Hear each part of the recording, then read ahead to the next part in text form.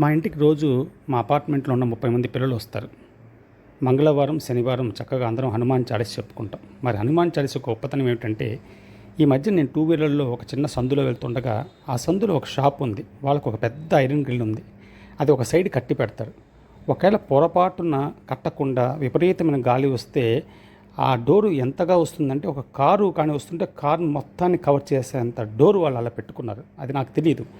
నేను వెళ్తుండగా విపరీతమైన గాలి రావడం, ఆ డోర్ ఓపెన్ అయ్యి నా స్కూటర్కి తగలడము. నా ముందు పూర్తిగా ఒక చీకటి కమ్మిపోయింది. ఏదో అయిపోయింది, ఏదో లారీ కొట్టేసింది అనుకున్నాను. కానీ పక్కనే ఆంజనేయ స్వామి గుడి ఉంది.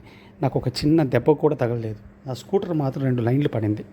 అప్పుడు అర్థమైంది హనుమాన్ చాలీసా యొక్క పవర్ ఏంటి, హనుమంతుడు మనకు తోడుంటే ఎలా ఉంటుందని. ఆ తర్వాత వాళ్ళతో రోజు వెళ్ళి ఒక 4 రోజులు వాళ్ళతో తిరిగి ఆ డోర్ను తీపిచ్చేసారు. ఎందుకంటే వేరే వాళ్ళకి ఈ ప్రమాదం జరగకూడదని.